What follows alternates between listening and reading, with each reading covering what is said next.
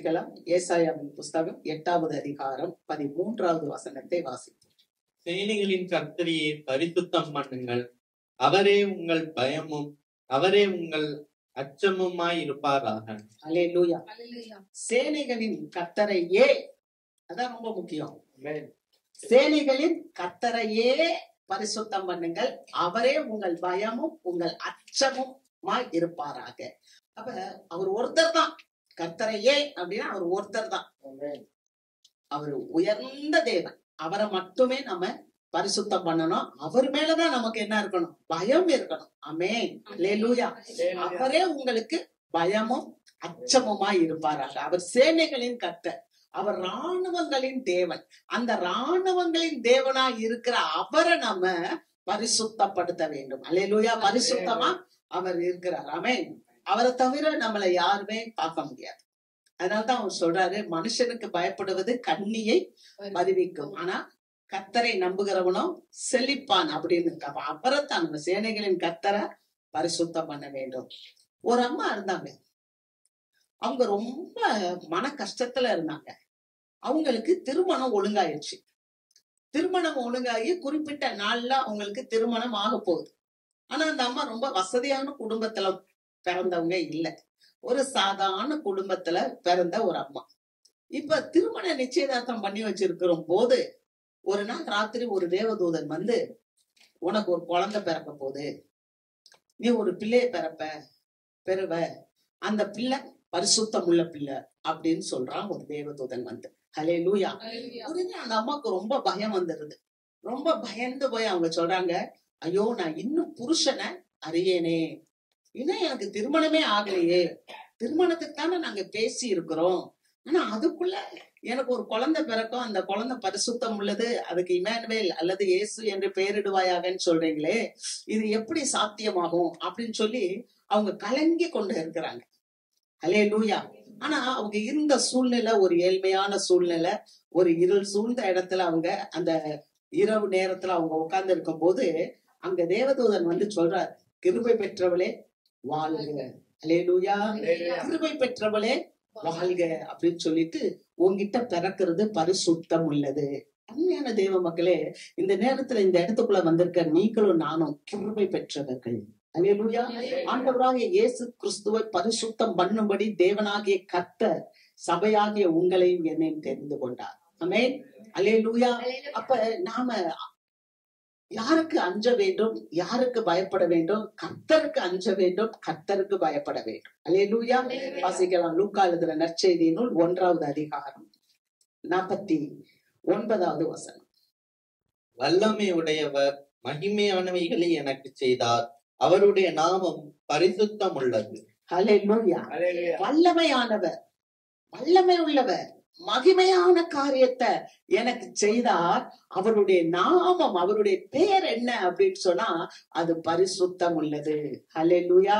ஒரு சாதாரண ஒரு பெண்மணிக்கு ஒரு தூதன் வந்து சொல்லி ஒரு மகிமையான ஒரு காரியத்தை அந்த மகளுடைய வாழ்க்கையில செய்தார். அதனால அந்த மகள் ஒரு உற்சாகமான ஒரு பாடல் பாடுறாங்க. என்ன பாட்டுன்னு சொன்னா அந்த 48வது வசனம் வாசிப்போம். லூக்கா 1:48. அவர் தம்முடைய அடிமையின் தாழ்மையை நோக்கி பார்த்தார், இதோ இது முதல் எல்லா சந்ததிகளும் என்னை பாக்கியவதி என்பார்கள். அவர் தம்முடைய அடிமையின் தாழ்மையை நோக்கி பார்த்தார். அல்லேலூயா. ஒருவேளை நம்ம தாழ்மையா இருக்கிறோம், நான் அடிமையா இருக்கிறேன் அப்படின்லாம் கூட சொல்லலாம். ஆனா அடிமையாவும் தாழ்மையாவும் இருந்தா நம்ம தேவன் நோக்கி பார்த்தார். அந்த அம்மா சொல்றாங்க, என்ன அவர் நோக்கி பார்த்தார். எவ்வளவு ஸ்திரீகள் காணப்பட்டாங்க, எவ்வளவு ஸ்திரீகள் அங்க காணப்பட்டாங்க இல்லையா? ஆனா அந்த பாலஸ்தீன தேசத்துல அந்த அம்மாவை மட்டும் ஆண்டவர் செலக்ட் பண்ணி இருக்கிறார். அதனால அந்த அம்மா சொல்றாங்க, இது முதல் என்ன எல்லா சந்ததிகளும் பாக்கியவதி என்று சொல்லுவார்கள். அல்லேலூயா. அப்ப திருச்சபைக்குள்ள வந்திருக்கிற நீங்களும் நானும் பாக்கியவான்கள், பாக்கியவதிகள். அல்லேலூயா. எப்போதும் இதை நம்ம மறந்து போக கூடாது. சில நேரங்கள்ல நான் இப்பெல்லாம் பாக்குறேன், இந்த எலெக்ஷன் டைம் ஓட்டு கேட்டு போறாங்க இல்லையா, சில சினி ஆக்டர்ஸ் இவங்கெல்லாம் ஓட்டு கேட்டு வர்றாங்கன்னு சொல்லும்போது நிறைய வாலிப பிள்ளைங்க அப்படியே போறாங்க. சில பிள்ளைங்கள்லாம் அந்த கூட்டத்துல போய் மரித்து போயிடுறாங்க, செத்து போயிடுறாங்க இல்லையா? அவங்க ஜீவனை கூட பார்க்காம ஒரு சாதாரண ஒரு சினிமா ஸ்டார் அவர் வர்றாரு அப்படின்னு சொல்லிட்டு கூட்டம் கூட்டமா அவங்க எங்கெல்லாம் போய் ஏறி நிக்கிறாங்க பாருங்க இல்லையா? பேனர் மேல நிக்கிறாங்க, போஸ்ட் மேல நிக்கிறாங்க. இப்படி எல்லாம் வாலிப பிள்ளைகள் தங்களுடைய பராக்கிரமத்தை, தங்களுடைய வல்லமையான காரியங்களை வேஸ்ட் பண்றாங்க. ஆனா இன்னைக்கு பாருங்க, ஆண்டவர் உங்களையும் என்னையும் இந்த இடத்துல கொண்டு வந்து வச்சிருக்கிறார். அல்லேலூயா. மீட்கப்பட்டவங்களா நம்ம வச்சிருக்காங்க. அப்ப எவ்வளவு நம்ம விலையேறப்பட்டவர்கள். சபையில இருக்கிற வாலிப பிள்ளைகளை நான் நினைப்பேன். ஆமென். வாலிப பிள்ளைங்க கர்த்தருடைய கையில இருக்கிற அம்புகள், பலவானுடைய கையில இருக்கிற அம்பு. ஏன்னா ஆண்டவருடைய கையில ஒரு அம்பு இருந்துச்சுன்னா அது குறி தவறுமா? அல்லேலூயா. Praise the Lord. அப்ப இங்க இருக்கிற வாலிப பிள்ளைங்க எல்லாம் கர்த்தருடைய கரத்துல இருக்கிறாங்க, குறித்த வர மாட்டாங்க. ஆமென். கர்த்தர் என்ன பர்பஸ நமக்கு வச்சிருக்கிறாரோ அதை நிறைவேற்றியே தீருவார். அதனாலதான் இந்த அம்மா சொல்றாங்க, தாழ்மையின் அடிமை நோக்கி பார்த்தார், இது முதல் என்ன எல்லா சந்ததிகளும் என்ன சொல்றாங்க, பாக்கியவதிகள் என்று சொல்றாங்க. இங்க இருக்கிற நம்மள ஆண்டவர் பாக்கியவதிகளாய் உருவாக்குறார். ஆமென். அல்லேலூயா. அடுத்து ஏசாயா புஸ்தகம் 29வது அதிகாரம் 13வது வசனம். இந்த ஜனங்கள் தங்கள் வாயினால் என்னிடத்தில் சேர்ந்து தங்கள் உதடுகளினால் என்னை கனம் பண்ணுகிறார்கள். அவர்கள் இருதயமோ எனக்கு தூரமாய் விலகி இருக்கிறது. அவர்கள் எனக்கு பயப்படுகிற பயம் மனுஷராலே போதிக்கப்பட்ட கற்பனையாய் இருக்கிறது. ஏசாயா சொல்றாரு, பழைய ஏற்பாட்டுல எப்படி இருக்காங்களா, இந்த ஜனங்கள் தங்கள் வாயினால் என்னிடத்தில் சேர்ந்து, ஒரு கூட்ட ஜனம் இருக்கு. அது எப்படின்னா வாயினால் ஆண்டவரை பாடும், ஆராதிக்கும், துதிக்கும், ஆராதனை செய்யும். ஆனால் உள்ளத்துல இதயத்திலேயோ அவர்கள் எப்படி இருப்பாங்கன்னா தூரமா இருப்பாங்க. ஆனா ஏசாயா சொல்றார், இந்த ஜனங்கள் தங்கள் வாயினால் என்னிடத்தில் சேர்ந்து தங்கள் உதடுகளினால் என்னை கனம் பண்ணுகிறார்கள். அவர்கள் இருதயமோ எனக்கு தூரமா. நிப்போம், நல்லா பாடுவோம், சிலர் தூங்குவோம், சிலர் பாடுவோம். ஆனா இருதயம் என்ன தெரியுமா? வீட்டுக்கு போகணும், மத்தியானம் யார் வருவா, மத்தியானம் என்ன சமைக்கலாம், நாளைக்கு என்ன வேலை இருக்கு. ஆனா பாடுவோம், ஆனா ஆராதனை செய்வோம். ஆனா இருதயம் எங்க இருக்கும்? வேற எங்கேயோ இருக்கும். அதான ஆண்டவர் சொல்றார், இப்படிதான் இருக்கிறாங்க ஒரு கூட்ட ஜனங்கள். அதே மாதிரிதான் பரிசேயர்கள் கூட காணப்பட்டாங்க. நம்ம மத்தேயு எழுதின நற்செய்தி நூல் 15வது அதிகாரம் 7-8 வசனங்களை பார்க்கும்போது இயேசுவானவர் பேசுறார். என்ன பேசுறார்? பரிசேயர்களை பார்த்து சொல்றார், நீங்க கனம் பண்றீங்க, நீங்க ஆராதனை செய்றீங்க, தேவன் உண்டுன்னு சொல்றீங்க, ஆனா இருதயத்துல நீங்க ஆண்டவருக்கு தூரமா இருக்கிறீங்க. எல்லா காரியத்தையும் நீங்க எப்படி செய்றீங்க தெரியுமா? தேவனுக்கு உகந்த பிள்ளைகளாக செய்யவில்லை, மனுஷருக்கு ஏற்ற வழக்கமாய் செய்கிறீர்கள். அதாவது ஒரு பிரித்தெடுக்கப்பட்ட பிள்ளையாக, ஒரு வேறு பிரிக்கப்பட்ட பிள்ளையாக, ஒரு பரிசுத்தமாக்கப்பட்ட பிள்ளையாக உங்கள் ஆராதனை இல்லை. மாறாக உலக மக்களுடைய பழக்க வழக்கத்தின்படியே உங்கள் ஆராதனை இருக்கிறது என்று பரிசேயர்களை பார்த்து இயேசு சொல்கிறார். அல்லேலூயா. அருமையான தேவ மக்களை, இந்த நாட்களில நம்ம பரிசேயரை போல அல்ல, வேதபாரகர்களை போல அல்ல, நம்ம எப்படி இருக்கணும்னா மரியாதை போல நம்ம ஆண்டவரை துதிக்க வேண்டும். அல்லேலூயா, அல்லேலூயா. தாழ்மையின் அடிமை நோக்கி பார்த்த நம்முடைய தேவனை நோக்கி நம்ம பார்க்கும்போது ஆண்டவர் நம்மளுக்கு என்ன செய்வார்னா நம்மளை பாக்கியவதிகளாய் பாக்கியவான்களாய் மாற்றுவார். ஏசாயா 29:13 மனுஷரால் போதிக்கப்பட்ட கற்பனையாய் இருக்கிறது. மனுஷன் போதிக்கிற ஒரு கற்பனை. நம்மளுடைய ஆராதனை எப்படி இருக்கு? மனுஷன் சொல்றது போல. சிங்கம் வருது அப்படின்னா என்ன பண்ணுவோம்? சிங்கம் வருதுன்னா சிங்கம் சும்மா போகுமா? சிங்கம் நம்மள சும்மா விட்டுட்டு போகுமா? ஆனா ஆண்டவராகிய இயேசு கிறிஸ்து சிங்கம். அவர் யூதராஜ சிங்கம். அல்லேலூயா. மனுஷன் கற்பிக்கிற கற்பனைய போல நம்ம கற்பித்துக் கொள்ளக்கூடாது. அல்லேலூயா. கேட்க கூடாது. ஆனா ஆண்டவர் பேசுகிற வார்த்தையை நம்ம ஞானமா கேட்கணும். அல்லேலூயா. அதைத்தான் ஆண்டவர் சொல்லுகிறார். அப்ப யூதராஜ சிங்கம் இந்த உலகத்துக்கு வந்த போது அவர் நம்மளை பீறி போடுகிறவராக வரல, அவரே தன்னுடைய சரீரத்தை பிளக்கப்படுவதற்கு சிலுவையிலே ஒப்பு கொடுத்தார். அல்லேலூயா. அதனாலதான் நம்ம மனுஷ கற்பனைகளை நம்ம ஏற்றுக்கொள்ள கூடாது, நம்ம படி ஆட்கொள்ளப்பட வேண்டும். அல்லேலூயா. இப்ப பாருங்க, இந்த அம்மா ஆண்டவரால் தொடப்பட்டதுனால ஆண்டவரை குறித்து மகிமையா பாடுறாங்க. அடிமையின் தாழ்மையை நோக்கி பார்த்தாருன்னு சொல்லிட்டு அவங்க ஒரு பாடலே பாடுறாங்க. நம்ம வாசிக்கலாம். லூக்கா 1:50 வசனம். அவருடைய இரக்கம் அவருக்கு பயந்திருக்கிறவர்களுக்கு தலைமுறை தலைமுறைக்கும் உள்ளது. ஹல்லேலூயா. அவருடைய இரக்கம் எப்படி இருக்கான்? கர்த்தருக்கு பயப்படுறாங்க. ஹல்லேலூயா. கர்த்தருக்கு பயப்படுறவங்களுக்கு தலைமுறை தலைமுறையா இருக்குன்னு சொல்லி இந்த மரியாள் பாட்டு பாடுறாங்க. அப்படியே ரொம்ப சந்தோஷமா பாடுறாங்க. அவருடைய இரக்கம். நானே இங்க கஷ்டப்பட்டு ஒரு தனிமையான ஒரு பெண்ணா இவ்வளவு வேதனையோட ஒரு சின்ன வீட்டுல இருக்கிறேன். ஆனா தேவதூதனே வந்து பார்த்து உலக ரட்சகரையே எனக்கு சுமக்கும்படி கொடுத்த இந்த கிருபை எவ்வளவு பெரியது. இது முதல் என்னை எல்லாரும் பாக்கியவதின்னு சொல்லுவாங்களே அப்படின்னு சொல்லிட்டு அவங்க பாடுற பாட்டு என்னன்னா, அவருடைய இரக்கம் அவருக்கு பயந்தவர்களுக்கு மேல இருக்குது. நம்ம எதுக்கு பயப்படுறோம்? கர்த்தரை குறிச்சு பயப்படுறோமா? கர்த்தரையே, சேனைகளின் கர்த்தரையே பரிசுத்தம் பண்ணுங்க, அவரே உங்கள் பயமும் அவரே உங்கள் அச்சமுமா இருப்பாராக. பயம் என்றால் ஃபியர், அச்சம். அதுவும் பயம்தான். அது இங்கிலீஷ்ல வந்து ட்ரெட் அப்படின்னு போட்டிருக்கு, EREAD. அப்ப பேரச்சம் யார்கிட்ட? ஆண்டவராகிய இயேசுவின் இடத்துல. எப்படி? அவருடைய அன்புக்கு ஈடு எதுவுமே இல்லை. ஹல்லேலூயா. அதுதான் நமக்கு வர வேண்டும். அதுதான் ஒரு பெரிய பேரச்சமாக இருக்க வேண்டும். அவருடைய இரக்கம் அவருக்கு பயந்தவர்கள் மேல இருக்கு. ஹல்லேலூயா. ஒரு பிச்சைக்காரர் இருப்பான். இப்பெல்லாம் வந்து பிச்சைக்காரர்களே காணாது. முந்தையெல்லாம் பாத்தீங்கன்னா ராத்திரி ஒரு 10 மணிக்கு மேல வீட்டுக்கு வருவாங்க பிச்சைக்காரங்க. நிறைய சாப்பாடு எல்லாம் மிஞ்சிருச்சுன்னா 10 மணி 10:30 மணிக்கு பேரே என்ன சொல்லுவாங்கன்னா ராப்பிச்சைன்னு சொல்லுவாங்க. இப்பெல்லாம் நம்மளே பிச்சைக்காரன் ஆயிட்டோம். ஏன்னா நல்ல ஒரு ஃப்ரிட்ஜா வாங்கி வீட்டுல வச்சிட்டோம். மிச்சம் இருக்கிறது மீதம் இருக்கிறதெல்லாம் வெளியில கொடுக்கறது இல்ல, நம்மளே ஃப்ரிட்ஜுக்குள்ள வச்சு ஒரு வாரம் ஆனாலும் இல்ல எடுத்து சூடு பண்ணி நம்மளே பிச்சைக்காரன் ஆகிட்டோம். இப்ப அந்த கொடுக்கிற தன்மை என்ன ஆயிடுச்சு? ரொம்ப குறைஞ்சு போச்சு இல்லையா? அவங்களும் மாறிட்டாங்க.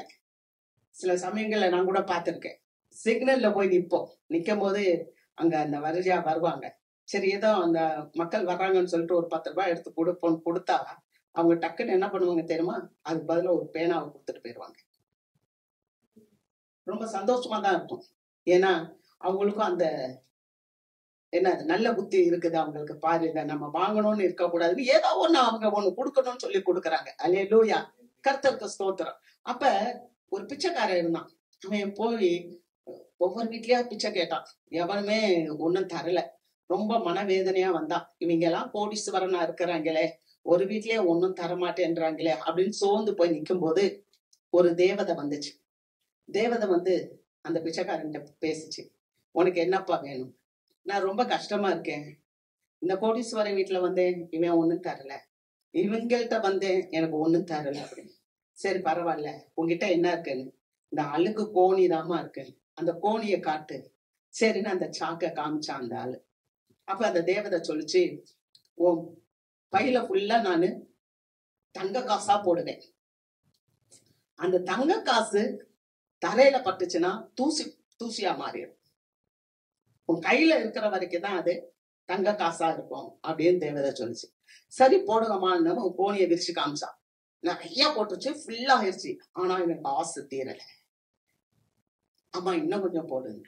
சரி இன்னும் கொஞ்சம் அந்த தேவதை போட்டுச்சு. இருந்தாலும் அவனுக்கு பேராசை தீரல. ஏன்னா சொன்ன இன்னும் கொஞ்சம் போடுங்கம்மா அப்படின்னா அந்த அந்த இது சொல்லிச்சு. அந்த தேவதை சொல்லிச்சு, உனக்கு ஃபுல்லா ஆயிடுச்சுப்பா, கவனமா இரு. பை வேற ரொம்ப கிழிஞ்சு ஓட்டையா இருக்குது, நீ கவனமா கேட்க. திரும்ப அவன் கேட்டான். கொல்லாத அளவுக்கு அது என்ன பண்ணிருச்சு, அந்த தங்க காசை கொடுத்துருச்சு. இப்ப அவன் தூக்கலாம் பாருங்க, கீழே பொத்தலாகி வெயிட் தாங்காம அவ்வளவு காசை கீழே கொட்டிருச்சு. எல்லாமே தூசியா போயிடுச்சு. தேவதை டக்குன்னு பறந்து மறைஞ்சிருச்சு. இதுல என்ன நமக்கு அப்படின்னு சொன்னா, பொருள் ஆசை. அத குறிச்சு சாலமோன் ஞானி நல்லா சொல்றாரு. பணப்பிரியன் பணத்தினால் திருப்தி அடைவதில்லை, செல்வப்பிரியன் செல்வத்தினால் திருப்தி அடைவதில்லை. வாசிக்கலாம், பிரசங்கி புஸ்தகம் 5வது அதிகாரம் 10வது வசனம். பணப்பிரியன் பணத்தினால் திருப்தி அடைவதில்லை, செல்வப்பிரியன் செல்வ பெருக்கினால் திருப்தி அடைவதில்லை, இதுவும் மாயையே. இதுவும் மாயையே. அல்லேலூயா. ஆனா இது மாயை என்று நமக்கு நிறைய பேருக்கு தெரிய மாட்டேங்குது. செல்வப்பிரியன் செல்வத்தினால் திருப்தி அடைகிறது இல்லை, பணப்பிரியன் பணத்தினால் திருப்தி, இதெல்லாம் மாயை, வேனிஷ், இதெல்லாம் மாறி போயிடும். ஆனா மாறாத ஒண்ணு இருக்குன்னு சொன்னா அது நமக்குள்ள இருக்கிற அந்த ஆத்மாதான். அது கிறிஸ்துவோட வாழ்ந்து கொண்டு இருக்கும் போதுதான் அங்க மகிழ்ச்சி நிலையா இருக்கும். அல்லேலூயா. நமக்கு மகிழ்ச்சி வேணும், நமக்கு சந்தோஷம் வேணும் அப்படின்னு சொன்னா அந்த ஆண்டவரை நம்மோட வச்சுக்கணும். அதனாலதான் இந்த பெண்மணி என்ன சொல்றாங்க, ஒரு அழகான மகிழ்ச்சி பாட்டு பாடுறா. பாடும்போது வாசிங்க அடுத்த வசனம், லூக்கா 1:51. தம்முடைய புயத்தினாலே பராக்கிரமம் செய்தார், இருதய சிந்தையில் அகந்தை உள்ளவர்களை சிதறடித்தார். நல்லா கவனிங்க, எல்லாருக்கும் அந்த கிருபை இல்ல, எல்லாத்துக்கும் இந்த ஆசீர்வாதம் இல்ல. யார் பாக்கியவான், யார் பாக்கியவதி? அவரால் மீட்கப்பட்டவர்கள் பாக்கியவான்கள், பாக்கியவதிகளாக இருக்கிறோம். அல்லேலூயா. நீங்க அதை உணராமல் இருக்கும்போது, அசட்டை பண்ணும்போது, அல்லது அகங்காரத்தனமாக மேட்டிமையாகி பெருமையா இருக்கும்போது, நான் பெரிய தேவனை எனக்கு தெய்வமா கொண்டேன் அப்படின்னு சொல்லி நம்ம பெருமையா இருக்கும்போது அவர் என்ன பண்றாருன்னு சொன்னா, அவர் சிந்தையில் அகந்தை உள்ளவர்களை சிதறடித்தார் அப்படின்னு போட்டு திரும்ப வெறுத்து போட்டுறாங்க, தள்ளி போட்டுறாங்க. அவர் அவங்கள சிதற பண்ணிடுறார். இது எதை குறிக்குதுன்னா சமய புரட்சின்னு சொல்லலாம்.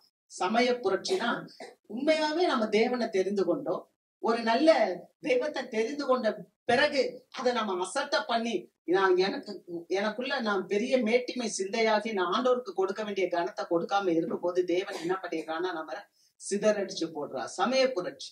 2வது வசனம், அடுத்த வசனம் வாசிப்போம்.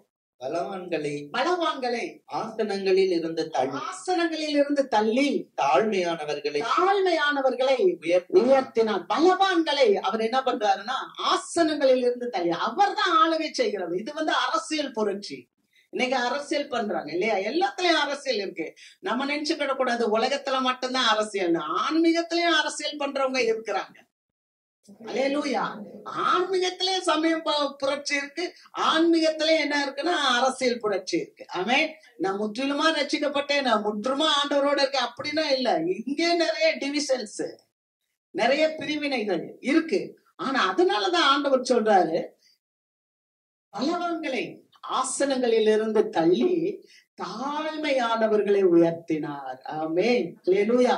அவர் சிறுமையும் எளிமையுமானவர்களை புழுதியிலிருந்து தூக்கி அவர்களை பிரபுக்களோடும் அதிபதிகளோடும் உட்கார செய்கிறார். அல்லேலூயா. நம்மளை எங்க அவரு நம்மளை தூக்குறார், புழுதியிலிருந்து தூக்குறார். ஆமென். நம்ம ஒருவேளை தாழ்ந்த நிலையில இருக்க, நான் அடிமையான நிலையில இருக்க அப்படின்னு நினைக்க வேண்டியது இல்லை. ஆண்டவர் புழுதியிலிருந்து தூக்கி அவர்களை உயர்ந்த இடத்துல உட்கார வைக்கிறார். அப்ப ராஜாக்களுடைய ஆசனங்களை தள்ளி போட்டு வேற தாழ்மையில இருக்கிறவங்களை தூக்கி உட்கார பண்ணுகிறவர் தான் நம்முடைய தேவன். சமய புரட்சி மட்டுமல்ல, அரசியல் புரட்சி பண்றார். 3வது, பசி உள்ளவர்களை நன்மைகளினால் நிரப்பி ஐஸ்வர்யம் உள்ளவர்களை வெறுமையாய் அனுப்பிவிட்டார். இது பொருளாதார புரட்சி.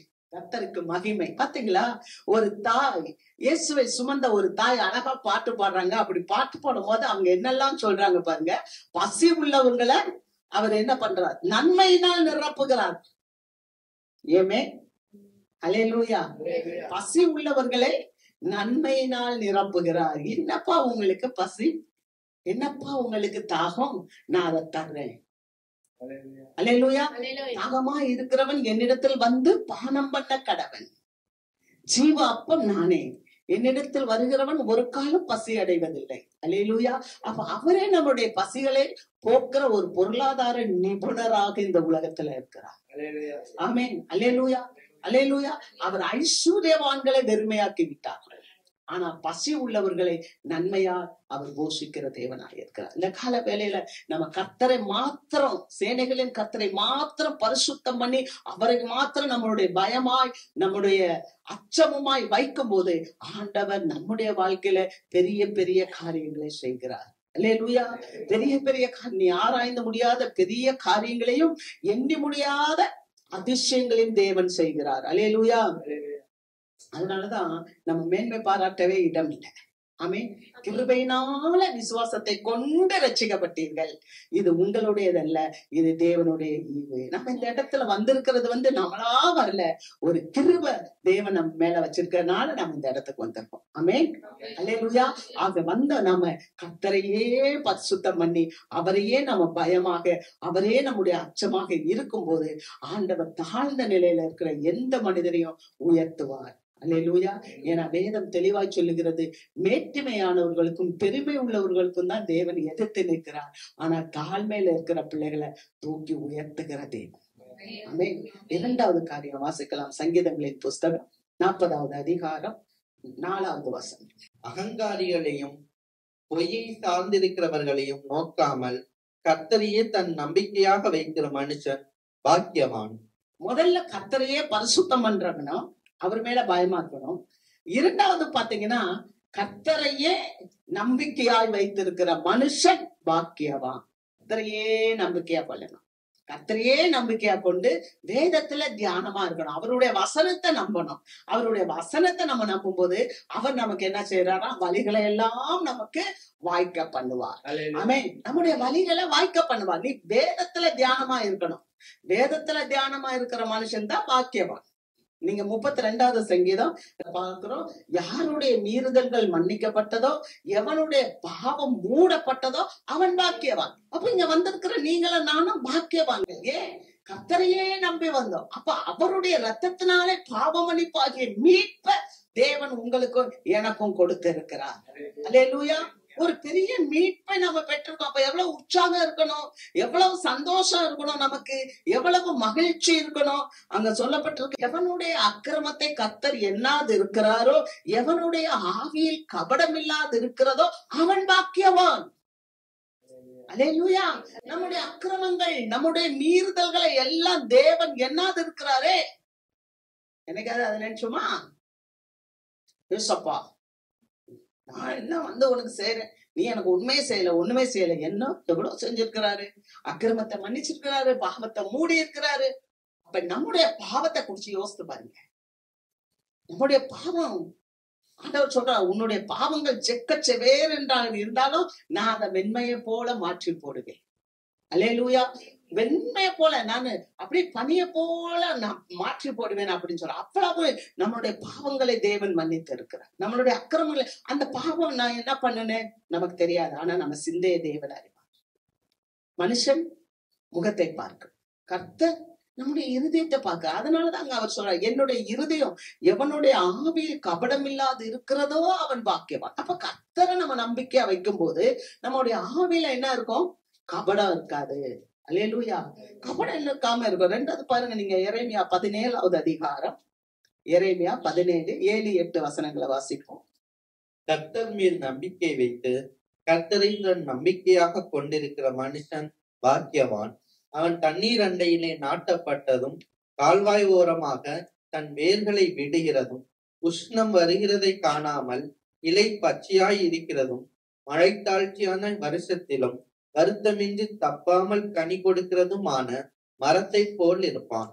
கர்த்தர் மேல் நம்பிக்கை வைத்து கர்த்தரை தன் நம்பிக்கையா கொண்டு இருக்கிற மனுஷன் பாக்கியவான். கர்த்தரையே நம்பிக்கையா இருந்தா அது எப்படி இருக்குமா, அவன் தண்ணீர் அண்டையில் நாட்டப்பட்டது.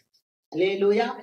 தண்ணீர் அண்டையில் நாட்டப்பட்ட கால்வாய் ஓரமாய் தன் வேர்களை விடுகிறதும் உஷ்ணம் வருகிறத காணாமல் இலை பச்சையாய் இருக்கிறதும் மழை தாழ்ச்சியான வருஷத்திலும் வருத்தமின்றி தப்பாமல் கனி கொடுக்கிறதுமான மரத்தை போல இருப்பாங்க. அல்லேலூயா. ஒண்ணுமே இல்ல, ஆனா வருத்தமின்றி கொடுப்பாங்க. கர்த்தருக்கு மகிமை. அப்ப தேவ பிள்ளை கர்த்தரையே நம்பிக்கையா கொண்டு ஒரு ராஜா இருந்தார். அந்த ராஜாக்கு விரோதமா 3 ராஜாக்கள் வந்தாங்க. நம்ம வேதத்துல படிக்கிறோம். 2 நாளாகமம் புஸ்தகம் வீட்டுல போய் படிச்சு பாருங்க. 20வது அதிகாரத்துல ஒரு ராஜா, அவன் யோசபாத். அந்த ஆளுக்கு விரோதமா 3 ராஜாக்கள்.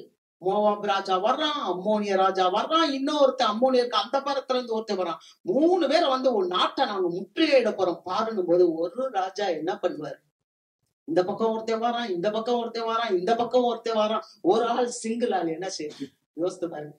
உங்களுக்கு வருது இல்ல, பிரச்சனைகள் வருது இல்ல, ஒரு பக்கம் பார்த்தா வியாதி வரும், ஒரு பக்கம் பார்த்தா பண கஷ்டம்னு வரும், இன்னொரு பக்கம் வந்தா மன கஷ்டம். மனுஷனால அவன் குத்திக்கிட்டு வேதனைப்பட்டுக்கிட்டு கிடப்பான். இப்படியா இருக்குது. ச்சே, என்னடா லைஃப், அப்படித்தானே நினைப்போம். அல்லேலூயா. அப்படிப்பட்ட மக்களும் கர்த்தரை நம்பிக்கையா கொண்டா அவங்களுக்கு ஒரு சொல்யூஷன் இருக்கு. அல்லேலூயா. 3 பக்கத்துல இருந்து ஆளுங்க வந்துருச்சு. இப்ப இவன் ராணுவத்தை தூக்கிட்டு போகணும். எப்படி போக முடியும்? எந்த பக்கம் போவான்? அவன் கிழக்கு பக்கம் போவானா, மேற்கு பக்கம் போவானா, வடக்கு பக்கம் போவானா? ஏன்னா 3 பக்கம் கூட்டம், 3 ஜாதி அப்படியே கூட்டமால வர்றான். அப்ப இவன் என்ன பண்றான்? ஆண்டவர்கிட்ட போய் நிக்கிறான், தேவ சமூகத்துல போய் நிக்கிறான், தேவனை பார்த்து நோக்கி கூப்பிடுறான். ஒரு மனுஷன் தீர்க்கதரிசி, அவனுக்குள்ள ஆண்டவர் பேசுறார். வாசிக்கலாம். 2 நாளாகமம் புஸ்தகம் 20வது அதிகாரம் 15வது வசனம். சகல யூதா கோத்திரத்தாரே, சகல யூதா கோத்திரத்தாரே, எருசலேமின் குடிகளே, ராஜாவாகிய யோசபாத்தே, கேளுங்கள். நீங்கள் அந்த ஏராளமான கூட்டத்துக்கு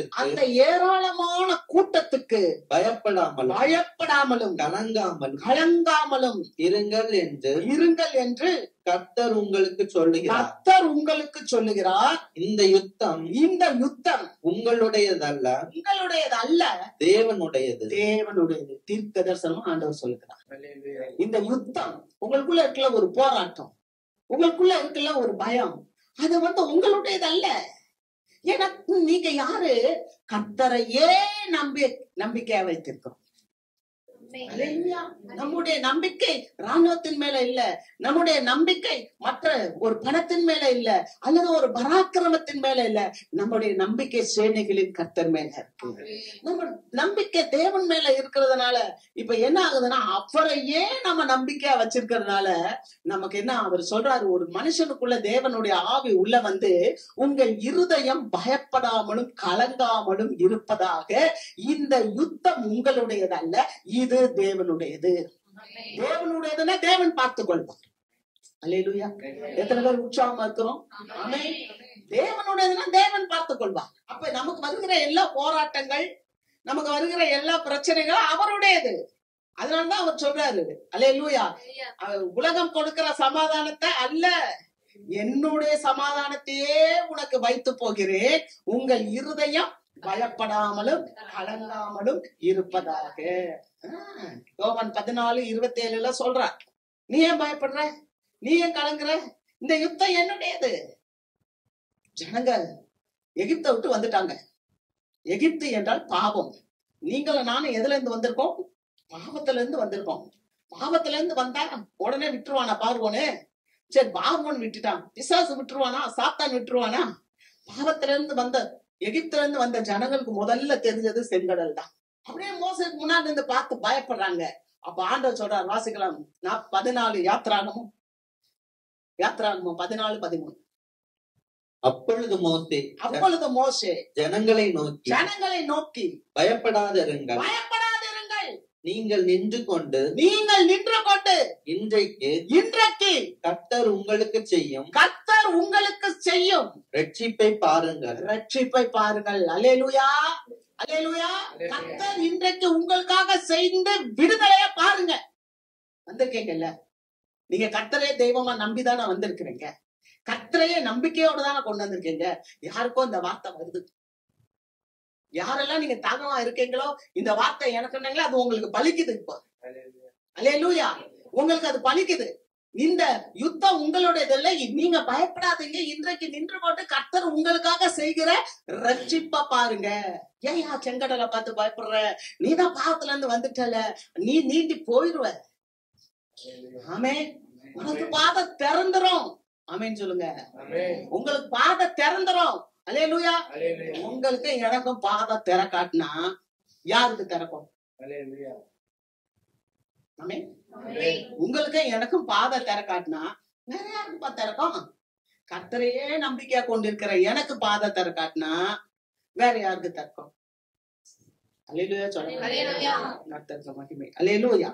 அடுத்த வசனம் வாசிக்கலாம். 1 சாமுவேல் 17வது அதிகாரம் 47வது வசனம்.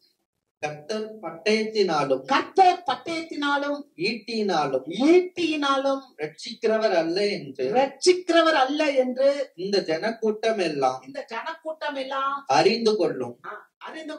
யுத்தம் கர்த்தருடையது, அவர் உங்களை எங்கள் கையில் ஒப்பு கொடுப்பார் என்றார். ஒப்பு கொடுப்பார். நல்ல கவனிங்க. கர்த்தர் ஆண்டவர் பட்டயத்தினாலும் ஈட்டினாலும் ரட்சிக்கிறவர் அல்ல. நீங்க என்ன நினைக்கலாம்? எனக்கு ஒரு தேவை, அதுக்கு என்ன இல்ல? பணம் இல்ல. எனக்கு ஒரு தேவை, அதுக்கு என்ன இல்ல? அதிகாரம் இல்ல. எனக்கு ஒரு தேவை, அதுக்கு என்ன இல்ல? மனுஷர் எனக்கு உதவி இல்ல. எனக்கு ஒரு தேவை, அதுக்கு என்ன இல்ல? நான் எதையோ தேடுறேன், எதுவுமே இல்ல. ஐயா, வசனம் சொல்லுது, ஆண்டவர் பட்டயத்தினாலும் ஈட்டியினாலும் ரட்சிக்கிறவர் அல்ல. இந்த யுத்தம் கர்த்தருடையது. அல்லேலூயா. அப்ப நமக்கு கிருபைதான். அல்லேலூயா. நமக்கு தேவ பிள்ளைகளுக்கு கிருபைதான். கிருபையிலே தேவன் உங்களை உயர்த்திடுவார். கிருபையிலே தேவன் உங்களை உயர்த்திடுவார். எப்படி தாழ்ந்த நிலையில இருந்த மரியாதை தேவன் உயர்த்தினாரோ, அது போல உங்களையும் உங்க பிரச்சனையில கிருபையிலே உயர்த்திடுவார். ஒரு முறை ஒரு பெரிய மனுஷன் கோலியாத், அவன் வந்து நிக்கிறான். நின்னு எல்லாரும் வாங்கடா வாங்கடா, என்கிட்ட வாங்கடா, நான் சண்டைக்கு வரேன், உங்க தலையெல்லாம் எடுத்து நான் இன்னைக்கு பாருங்க ஆகாயத்தை பறவைக்கு போடுறேன் அப்படின்னு வந்து கத்திட்டு இருக்கான். ஒரு சின்ன பையன், ஒரு 17-18 வயசு பையன். அவன் பாக்குறான். அவங்கதான் அன்னைமார்களுக்கு சோறு கொண்டு போனான். சோறு கொண்டு போனவன் இப்ப அங்க இருந்து அத போய் பாக்குறான். என்னடா இவ்வளவு பெரிய ஆளு கோலியாத்து, இவன் இவ்வளவு கூட்டத்துல இருக்கா. இந்த சவுல் ராணுவம் எல்லாம் பயந்துகிட்டு உட்கார்ந்து இருக்கு. ராணுவங்கள்லாம் பயந்துட்டு உட்கார்ந்து இருக்கு. சேனைகளின் கர்த்தருக்கு முன்னால உலக ராணுவம் ஒண்ணுமே கிடையாது. அல்லேலூயா. அவர்தான் ராணுவங்களின் தேவன். அவர்தான் ராஜாக்களை தள்ளி ராஜாக்களை ஏற்படுத்துகிற தேவன். அல்லேலூயா. நீ எவ்வளவு ராணுவத்தை கையில வச்சிருந்தாலும் சரி, எவ்வளவு காக்கிற சக்திகளை வச்சிருந்தாலும் சரி, ஆனா உலகத்தை ஆளுகை செய்கிறவர், உலகத்துல பெரிய ராணுவத்தை வச்சிருக்கிறவர் ஆண்டவராகிய தேவன். அல்லேலூயா. இப்ப பாருங்க, இவன் வந்து கத்திட்டு இருக்கா. இந்த பையன் கையில ஒண்ணுமே இல்ல. இப்ப ராஜா கிட்ட போய் சொல்றான், இந்த கோலியாத்தை பார்த்து நீங்க எல்லாம் கலங்காதீங்க, இவனை ஒரே துண்டா நான் வெட்டி போட்டு வந்துடுறேன். உடனே ராஜா பாக்குறாரு, உன்னால எப்படிப்பா முடியும்? என்னால முடியும், ஏன்னா நான் ஜெபிக்கிறவன். ஒரு முறை என்ன பண்ணேன் தெரியுமா? ஒரு கரடியவே கிழிச்சு போட்டேன். ஒரு முறை என்ன பண்ணேன் தெரியுமா? ஒரு சிங்கத்தையே பீறி போட்டேன். அல்லேலூயா. ஏன்னா நான் ஜெபிக்கிறவன். நான் ஆடு மேய்க்க போறேன் தான், ஆனா ஆட்டை மேய்ச்சிக்கிட்டே உட்காந்து ஜெபம் பண்ணிட்டு இருந்தேன். ஆடை பிடிக்க கரடி வந்துச்சு, கரடியை பிடிச்சு கிழிச்சு தள்ளி விட்டுட்டேன். அடுத்து ஆடை பிடிக்க சிங்கம் வந்துச்சு, சிங்கத்தையும் பிடிச்சு கிழிச்சுட்டேன். அந்த சிங்கத்தை போல, அந்த கரடிய போல ஒரு மிருகத்துல ஒருத்தன் தான் இந்த மனுஷன். அவன் இவ்வளவு பெருசா 6 அடி உயரத்துல நிக்கிறானா, அவனை நானு வெட்டி போட்டேன். ராஜா சொன்னாரு, அப்படியாப்பா, சரி வா, ஆனா ஓன் ட்ரெஸ்ஸே மேய்ப்பன் ட்ரெஸ், பாவம் நீ இப்படி இருக்க, இந்த என்னுடைய பட்டயத்தை எல்லாம் எடுத்துக்கோ, என்னுடைய ஈட்டியெல்லாம் எடுத்துக்கோ. சவுல் சொல்றாரு, அவருடைய வஸ்திரத்தெல்லாம் எடுத்து கொடுக்கிறார். இப்ப இவன் போட்டுக்கிறான். யாரு? தாவீது. அதெல்லாம் வாங்கி போட்டுட்டு நடந்து பாக்குறாங்க. அப்பியாசம் எனக்கு இல்ல. ஹலோ, அல்லேலூயா. எனக்கு இந்த அப்பியாசம் இல்லைங்க, இத போட்டு என்னால போர் செய்ய முடியாது. நம்மள ஆண்டவர் எங்க வச்சிருக்கிறாரோ அதுதாங்க உன்னதமான இடம். உங்க ஆண்டவர் எங்க வச்சிருக்காரு? நீங்க தாங்க ஸ்பெஷல். நீங்க தான் ஸ்பெஷல். நீங்க தான் ஸ்பெஷல். நான் இப்படி இருந்தா நல்லா இருக்கும், அப்படி இருந்தா நீ இருக்கிற வண்ணமாவே இரு. ஏன்னா நம்ம அப்பா இயேசு இருக்கிற வண்ணமாகவே இருக்கிறார். அல்லேலூயா. இப்ப என்ன பண்ண, எல்லாத்தையும் எடுத்து கொடுத்துட்டான். அதே சாதாரண ட்ரெஸ், ஒரு கூழாங்கல்ல கையில எடுத்துட்டு அந்த பெலிஸ்தனை நோக்கி ஓடும். அந்த பெலிஸ்தனை நோக்கி ஓடுறான். ஓடி ஒரு கல் எடுத்து அடிச்சான் பாருங்க நெத்தியில. அப்படியே அந்த பெலிஸ்தன் கூப்பிடறாங்க. அல்லேலூயா. ஒரே ஒரு கல், அதுதான் பரீட்சிக்கப்பட்ட கல், அதுதான் விலையேற பெற்ற கல். அந்த கல்லுதான் மூளைக்கல், அந்த கல்லுதான் இயேசு. அந்த இயேசுவின் நாமத்துல நீங்க வெற்றி எடுப்பீங்க. அல்லேலூயா. நீங்க இயேசுன்னு கூப்பிட்டு பாருங்க, அங்க ஏசுமா அந்த ஓடுற கல் எடுத்து எதிரிய அடிச்சான் பாருங்க, அப்படியே தலையை சாச்சு கீழே விழுந்தான். அவன் மேல போய் விழுந்தா அவன் பட்டயத்தை எடுத்து அவன் கழுத்தை வெட்டி அவன்கிட்டயே கொண்டு போய் ராஜாட்ட கொடுத்துட்டு போயிட்டே இருந்தான். அதனாலதான் அவன் சொல்றான், தாவீது, கர்த்தர் பட்டயத்தினாலும் ஈட்டினாலும் விடுதலை கொடுக்க மாட்டாருப்பா, அவர் கிருபை இருந்தா கூழாங்கல் போதும். அல்லேலூயா. அவர் கிருபை இருந்தா கூழாங்கல் போதும். அந்த கூழாங்கல் தான் நமக்கு ஆண்டவராகிய இயேசு கிறிஸ்து பரீட்சிக்கப்பட்ட கல், விலையேறப்பட்ட கல். அந்த கல்லின் மேல் நம்ம விசுவாசத்தை வைக்கிறவங்க பதற மாட்டோம். அல்லேலூயா. அந்த கல்லின் மேல் நம்ம விசுவாசத்தை வச்சோம்னா நம்ம பதற மாட்டோம், நம்ம வெக்கப்பட மாட்டோம். ஆமென். அதனாலதான் கர்த்தரையே நம்பிக்கையாய் வைக்கிற மனுஷன் பாக்கியவான். அல்லேலூயா. கர்த்தருக்கு மகிமை. ஒரு முறை கூடயே இருந்தான் சீசர், சீச்சர்கள் கூடவே இருந்தாங்க. இயேசுவானவர் செத்து போயிட்டாரு. செத்து போன உடனே கொண்டு போய் கொலை பண்ணி அடக்கமும் பண்ணியாச்சு. இவங்களுக்கு பயம் வந்துருச்சு, இயேசு நம்மளை விட்டு போயிட்டார், நம்ம என்ன பண்ணணும், வேலை பார்க்க போவோம் அப்படின்னு ஒரு 7 பேர் போயிட்டான். விட்டுட்டு வந்த வேலைக்கு எதை விட்டுட்டு ஆண்டவர்கிட்ட வந்தானோ அதே பழைய தொழிலுக்கு போவோன்னு போயிட்டான். ராத்திரி பூரா மீன் பிடிக்கிறான். எல்லாமே மீனவன். இயேசுவானவரோட இருந்தவன் மீனவன். மீன் பிடிக்கிற மீனே கிடைக்கல. காலங்காத்தால பாக்குறான், இயேசுவானவர் அப்படியே உயிர்த்தெழுந்த வந்து அந்த திபேரியா கடற்கரையில நிக்கிறார். அப்படியே கற்பனையில வாங்க, என் கூடயே வாங்க, அப்படியே நிக்கிறாரு. பார்த்தாங்க, ஐயோ இயேசு. ஏசப்ப பார்த்தாரு, பிள்ளைகளே அவன் வருத்தப்படுதுங்க, புசிக்க ஏதாவது இருக்கா? ஏன்னா அதுகிட்டதான் ஒண்ணுமே இல்லையே. விசாரிக்கிறார், ஏதாவது இருக்காயா? இல்ல. இவங்க கிட்ட வர்றதுக்கு முன்னால அவர் அங்க ஸ்பெஷலா கறி நெருப்பு போட்டு மீன் எல்லாம் நல்லா பொரிச்சு வச்சிருக்கிறார். அவர் சொல்றாரு, அது பூரா அந்த பிள்ளைங்க பிரயாசப்படுது, மீனே கிடைக்கல. எப்பா உன்னுடைய நெட்டு வலைய வலது பக்கம் போட்டுங்க. இவரே கார் பண்றது, தச்சு வேலை செய்யறவர். அவங்க மீனவர்கள், மீன் பிடிக்கிறது. ஆனா ஆண்டவர் பார்த்தே கேட்டான், வலது பக்கமா போடு. போட்டான் பாருங்க, இழுக்க முடியல. 153 பெரிய மீன்கள் மாட்டுச்சு. அல்லேலூயா. நீங்க கொண்டு வாங்க, இழுக்க முடியாம இழுத்தாங்கப்பா. கர்த்தர் மேல நம்பிக்கை வைக்கிற புள்ள கர்த்தருடைய வார்த்தைக்கு செவி கொடுக்கும், கர்த்தருடைய வார்த்தையை கேட்கும். கர்த்தருடைய வார்த்தையை கேட்டு அது காரியத்தை செயல்படுத்தும் போது உங்களால டைஜஸ்ட் பண்ண முடியாது, அந்த அளவுக்கு தேவன் உங்களை உயர்த்துவார். அல்லேலூயா. கர்த்தருடைய வார்த்தையை கேட்கணும், உலக வார்த்தை இல்ல. சீக்கிரமா நிறைவு செய்கிறேன். 3வது காரியம் வாசிக்கலாம். யோசுவா புஸ்தகம் 24வது அதிகாரம் 15வது வசனம். கர்த்தரை சேவிக்கிறது உங்கள் பார்வைக்கு ஆகாததாய் கண்டால் பின்ன யாரை சேவிப்பீர்கள் என்று இன்று தெரிந்து கொள்ளுங்கள். நதிக்கு அப்புறத்தில் உங்கள் பிதாக்கள் சேவித்த தேவர்களை சேவிப்பீர்களோ, நீங்கள் வாசம் பண்ணுகிற தேசத்து குடிகளாகிய எமோரியரின் தேவர்களை சேவிப்பீர்களோ, நானும் என் வீட்டாருமோ வென்றால் கர்த்தரையே சேவிப்போம் என்றார். நானும் என் வீட்டாருமோ வென்றால் கர்த்தரையே சேவிப்போம். அல்லேலூயா. கர்த்தரையே கர்த்தரையே கர்த்தரையே இல்லையா?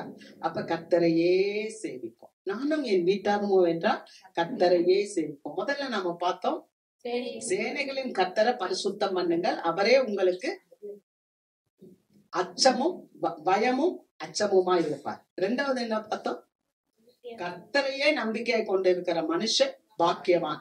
3வது என்னன்னா, நானும் என் வீட்டாருமோ என்றால் கர்த்தரையே சேவிப்போம். அப்ப உங்க தெரிந்தெடுப்பு என்ன?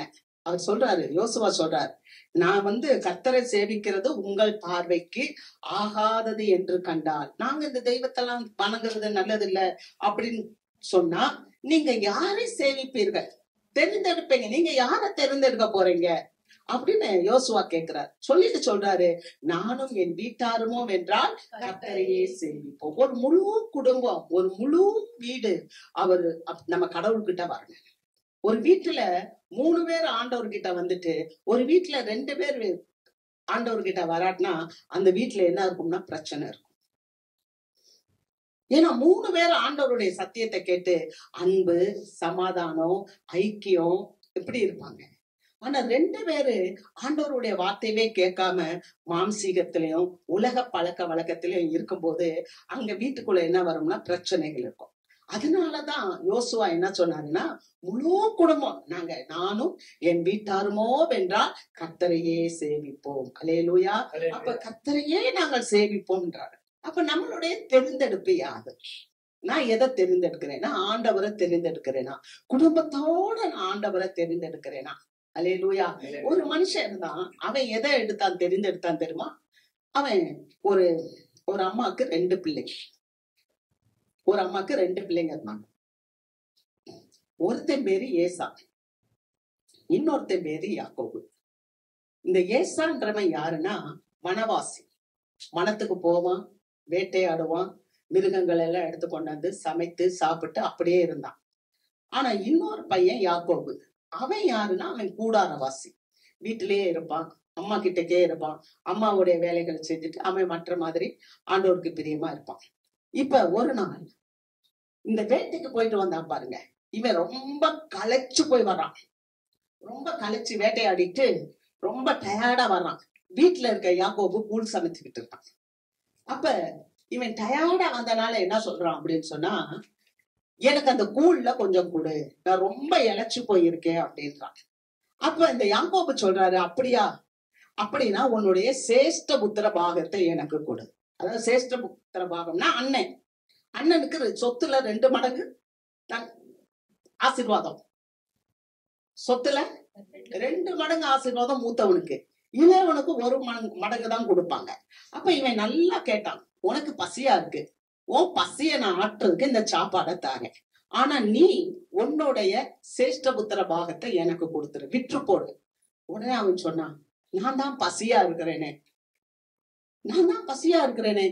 எனக்கு எதுக்கு இந்த சேஷ்ட புத்திர பாகம், நீ அதை எடுத்துக்கோ. வித்து போட்டுட்டான். கொஞ்சம் கூழ், செவப்பான கூழை வாங்கி இவன் வாங்கிக்கிட்டு சேஷ்ட புத்திர பாகத்தை வித்து போட்டான்.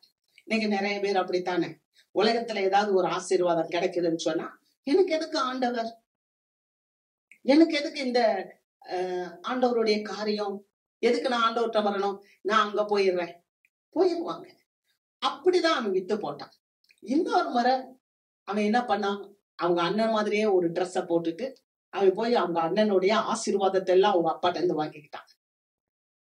யாரு? யாக்கோபு. இப்ப இவனுக்கு ரொம்ப கோபம் வருது. அந்த வசனத்தை நம்ம வாசிக்கலாம். ஆதியாகமம் 27:36. இப்பொழுது அவன் பெயர் யாக்கோபு என்னப்படுவது சரியல்லவா? அப்பொழுது அவன் பெயர் யாக்கோபு என்னப்படுவது சரியல்லவா? இதோட 2 தரம் என்னை மோசம் போக்கினான். என் சேஷ்ட புத்திர பாகத்தை எடுத்துக்கொண்டான். இதோ இப்பொழுது என் ஆசீர்வாதத்தையும் வாங்கிக் கொண்டான் என்று சொல்லி நீர் எனக்கு ஒரு ஆசீர்வாதத்தை ஆகிலும் வைத்து வைக்கவில்லையா என்றான். எல்லாத்தையும் இழந்துட்டான். ஒரு கூழ், கொஞ்சோண்டு பயத்தங்கூழ், சகப்பா இருக்கு அந்த கூழ். நான் ரொம்ப பசியா இருக்கேன், நான் ரொம்ப களைச்சு போயிருக்கேன், எனக்கு கொடுன்னு சொல்லி சேஷ்ட புத்திர பாகத்தை வித்துட்டான். ரெண்டாவது என்ன பண்ணிட்டான், இவன் போய் ஒரு சூழ்ச்சி பண்ணி அவனுடைய ஆசீர்வாதத்தை எல்லாம் பெற்றுட்டான். ஆக இவன் இப்ப புலம்புறான், 2 தடவை என்னை ஏமாத்திட்டான், 2 தடவை எனக்குரிய எல்லாத்தையும் வாங்கிட்டான் அப்படின்னு சொல்லி அவங்க அப்பாட்ட கெஞ்சுறான். மூத்தவன் போய், ஏசா அப்பா, எனக்கு ஒரு ஆசீர்வாதம் கூட உன்கிட்ட எனக்கு இல்லையா, ஒரே ஒரு ஆசீர்வாதம் இல்லையா? தேவ மக்களே, நம்மளாம் விசேஷித்தமானவர்கள், நாம் தேவனால் தெரிந்து கொள்ளப்பட்டவர்கள். நம்மளுடைய அபிஷேகத்தை நாம இழந்து விடக்கூடாது, நம்மளுடைய ஆசீர்வாதத்தை நாம இழந்து விடக்கூடாது. நம்ம தேவனை நம்ம கையில தக்க வச்சுக்கொள்ளும் போதுதான், அவருடைய வார்த்தையை நமக்குள்ள வச்சுக்கொள்ளும் போதுதான், அவருடைய வார்த்தைக்கு நம்ம கீழ்ப்படியும் போதுதான் நம்மளை தேவன் ஆசீர்வதித்து உயர்த்துவார். அல்லேலூயா. அவன் தான் வித்தான். ஆனா இப்ப என்ன சொல்றேன், என்னுடைய சேஷ்ட புத்திர பாகத்தையும் அவன் எடுத்துக்கொண்டான். அவனா எடுத்தான், நீ கொடுத்த. ஆனா எப்படி சொல்றான், எடுத்துக்கொண்டான். ஒருவேளை சாப்பாட்டுக்காக அவனை குறிச்சு பரிசுத்த ஆவியானவர் பின்னால எழுதுறாரு. வாசிக்கலாம். எபிரேயர் புஸ்தகம் 12வது அதிகாரம் 14-17. யாவரோடும் சமாதானமாய் இருக்கவும் பரிசுத்தம் உள்ளவர்களாய் இருக்கவும் நாடுங்கள்.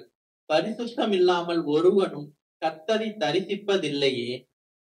ஒருவனும் தேவனுடைய கிருபையை இழந்து போகாத படிக்கும் யாதொரு கசப்பான வேர் முளைத்தெழும்பி கலக்கம் உண்டாக்குகிறதினால் அநேகர் தீட்டுப்படாத படிக்கும் ஒருவனும் வேசிக்கள்ளனாகவும் ஒருவேளை போஜனத்துக்காக ஒருவனும் வேசிக்கள்ளனாகவும் ஒருவேளை போஜனத்துக்காக தன் சேஷ்டபுத்திர பாகத்தை விற்று போட்ட ஏசாவை போல சீர்கட்டவனாகவும் இராதபடிக்கு எச்சரிக்கையாயிருங்கள்.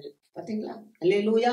ஒருவனும் வேசிக்கள்ளனா, ஒருவேளை சாப்பாட்டுக்காக சேஷ்டபுத்திர பாகத்தை விற்று போட்ட அந்த ஏசாவை போல இராதிருங்கள். அதுக்கப்புறம் அவன் எவ்வளவோ தேடுனான், எவ்வளவோ கெஞ்சுனான், எவ்வளவோ வந்து அழுதுனான் அவன் ஆசீர்வாதத்தை பெறணும்னு சொல்லி. ஆனா அவனால பெறவே முடியல. ஒருவேளை சாப்பாட்டுக்காக நம்ம பெற்றுக்கொண்ட ஆசீர்வாதத்தை விட்டுறக்கூடாது. அல்லேலூயா. அப்புறம் அது மாத்திரம் இல்ல, இவன் சூழ்ச்சி செஞ்சு இவன் ஏமாற்றி அதை வாங்கிக்கிட்டாலும் இவனும் அதுக்குரிய கஷ்டத்தை இளையவன் பெற்றான். 20 வருஷம் அந்நிய தேசத்துல போய் இருந்தான். 20 வருஷம் அந்நிய தேசத்துல போய் ஆடுகளையும் மாடுகளையும் மேய்த்து அவன் மாமனார் கூட கஷ்டப்பட்டுட்டு இருந்தான். அதுக்கப்புறம் தான் தேவன் அவனை கொண்டு வந்தார். அல்லேலூயா. நம்ம நினைச்சுக்க கூடாது நம்ம வந்து ஆண்டவருடைய பிள்ளையா இருக்கிறது அவ்வளவு ஈஸி இல்ல. ஆண்டவருடைய பிள்ளையா இருக்கிறோம்னு சொன்னா நமக்கு போராட்டம் இருக்கும், பாடுகள் இருக்கும், கஷ்டங்கள் இருக்கும். ஆனா நீங்க என்ன பண்ணணும், அந்த பாடுகளையும் கஷ்டங்களையும் அந்த வேதனைகளையும் நான் மேற்கொள்வேன். ஆமென். அந்த வல்லமையை தான் தேவன் நமக்கு தருவார். நான் கிறிஸ்தவன் ஆயிட்டேன் அதனால எனக்கு எல்லாமே நடந்துரும் இல்ல. எல்லாமே நடக்கும்னா உனக்கு அந்த வல்லமையை தேவன் தருவார், அந்த பவரை தருவார். அல்லேலூயா. அதை மேற்கொண்டு நடக்கிற அந்த ஜெயத்தை நம்ம பெற்றுக்கொள்வோம். அல்லேலூயா. ஏன்னா நமக்கு உரிய ஆசீர்வாதம் பரலோகம். ஆமென். ஆனா இந்த உலகத்துல நமக்கு என்ன இருக்கு? உபத்திரவும் இருக்கு.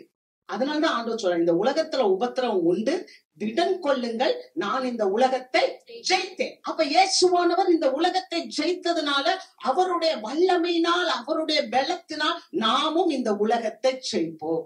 ஆமென். ஏன்னா தேவனுடைய ராஜ்யம் என்னன்னா பலவந்தம் பண்ணப்படுகிறது. பலவந்தம் பண்ணுகிறவர்கள் அதை பிடித்துக் கொள்கிறார்கள். அல்லேலூயா. எதையும் ஈஸியா பெற்றுக்கொள்ள முடியாது. தேவனுடைய ராஜ்யம் எப்படின்னா பலவந்தம். ஆண்டவராகிய இயேசு கிறிஸ்துவ கொல்கதா மலைக்கு கொண்டு போறாங்க. ஒரு பெரிய சிலுவையை ஆண்டவர் தூக்கிட்டு போறாரு. மத்தியானம் பகல் வேலையில அப்படி தூக்கிட்டு போகும்போது அங்க இருந்து ஒரு மனுஷன் வர்றான். அந்த மனுஷன் மேல தூக்கி சிரேனா ஊரு சீமோன் அவன் வர்றான். அவன் மேல தூக்கி அந்த சிலுவையை வைக்கிறாங்க. அந்த சிலுவையை அவன் கொஞ்ச நேரம் தூக்கிட்டு போறான். அது அவனுக்கு ஒரு சந்தோஷம், அது அவனுக்கு ஒரு ஆசீர்வாதம். அல்லேலூயா. நம்ம என்ன பண்ணணும், கிறிஸ்துவுக்குள்ள வந்த பிறகு பாடுகள் சின்னது வரும். அதை பார்த்த உடனே நம்ம என்ன பண்ணிடக்கூடாது, பயந்து போயிடக்கூடாது. சிலுவையை சுமக்க தயங்க கூடாது. அல்லேலூயா.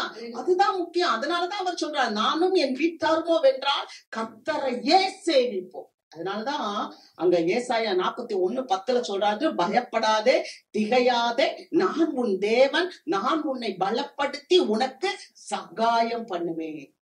பலப்படுத்துவார். இரவு முழுவதும் யாக்கோபுக்கு போராட்டம் இருந்துச்சு தேவனுடைய அந்த தூதனோட. இரவு முழுவதும் எல்லாம் சொத்து சுகம் எல்லாம் சம்பாதிச்சுட்டு வந்துட்டான். அவன் சொன்னான், நான் கோலும் தடியுமாய் போனேன், இப்ப 2 பரிவாரங்களோட வந்திருக்கேன், இவ்வளவு சொத்து இருக்கு, இவ்வளவு சுகம் இருக்கு. ஆனா என்ன தெரியுமா, அவ்வளவு சொத்து இருந்து சுகம் இருந்தா அவன் என்ன ஆனானா தனிமையா இருந்தான்.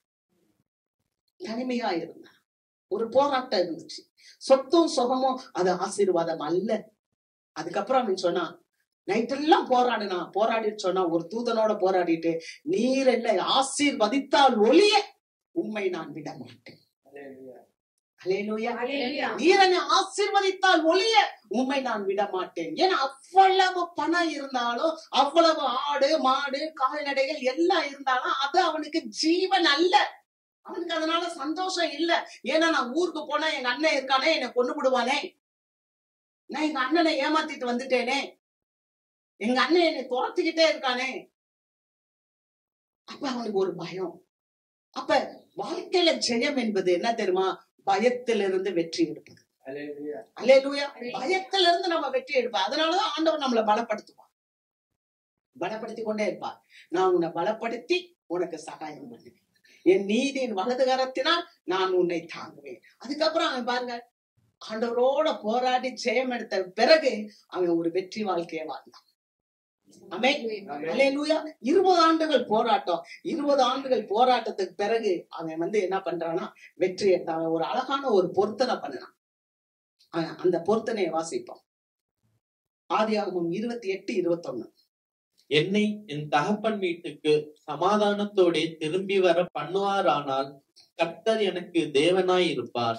என்னை என் தகப்பன் வீட்டுக்கு சமாதானத்தோடு திரும்பி வர பண்ணுவாரானால் கர்த்தர் எனக்கு தேவனாயிரு. பாத்தீங்களா, ஊரை விட்டு ஓடுறான், அன்னைக்காரன் துரத்துறான், இப்ப ஊரை விட்டு போறான். 20 வருஷம் அந்நிய தேசத்துல மாமனார் வீட்டுல போய் இருக்கிறான். ஆனா அந்த 20 வருஷமும் தேவன் அவனோடு கூட இருந்தான். அவனோடு கூட இருந்து அவனை திரும்பமாய் அந்த இடத்துக்கு கொண்டு வந்தான். இந்த பயங்கரமான வனாந்தரத்துல வரும்போது அந்த தாவீதோட கூட இருந்தது தேவனுடைய கிருபை. தொடர்ந்து வந்த கிருபை. அந்த யாக்கோபோட தொடர்ந்து வந்தது அந்த கிருபை. அல்லேலூயா. அந்த கிருபை அவனை விட்டு விலகவே இல்லை. பல இருளான நேரங்கள் நமக்கு வரும். அந்த இருளான நேரங்கள்ல நம்ம விடியல நோக்கி ஆண்டவரை நோக்கி நம்ம ஜெபிக்கும் போது நிச்சயமா ஒரு பிள்ளையோட வாழ்க்கையில வெளிச்சம் உதிக்கும். அல்லேலூயா. நிச்சயமாக நீங்க நானும் என் வீட்டார் போவென்றால் கர்த்தரையே சேவிப்போம். முழு மனதோட நம்மளுடைய குடும்பத்தை ஆண்டவருக்கு நம்ம அர்ப்பணிக்கும் போது, நம்ம ஜெபிக்கும் போது ஆண்டவர் நிச்சயமாக நம்மளுடைய குடும்பத்தையும் நம்முடைய சந்ததிகளையும் நம்முடைய சந்ததிகளினுடைய சந்ததிகளையும் ஆசீர்வதிப்பார். அல்லேலூயா. அதுல எந்த மாற்றமும் இல்லை. பலவீனம் இருக்கலாம், சுகவீனம் வரும், பல காரியங்கள், ஆனா எல்லாத்தையும் ஆண்டவர் உங்களுக்கு வெற்றியை கொடுப்பார், ஜெயத்தை கொடுப்பார். அல்லேலூயா. ஏன்னா வேதம் சொல்லுது, திராணிக்கு மேல நான் உன்னை சோதிக்க மாட்டேன், சோதனையோட கூட உனக்கு தப்பிக்கொள்ளும் போக்க உண்டு பண்ணுவேன். அல்லேலூயா. அப்ப ஏன்னா தேவன் உண்மை உள்ளவராய் இருக்கிறார். அப்ப தேவன் உண்மை உள்ளவராய் இருக்கிறார். யாருக்கு? அவருடைய பிள்ளைகளுக்கு தேவன் உண்மை உள்ளவராய் இருக்கிறார். ஆமென். ஆக எல்லா சூழ்நிலையிலும் நம்ம கர்த்தரையே சேவிக்கும் போது கர்த்தர் உங்களை ஆசீர்வதித்து வாளாக்காமல் தலையாக்கி உங்களை கீழாக்காமல் மேலாக்குவார். அல்லேலூயா. நாம் அப்படியே இருந்திருப்போம்.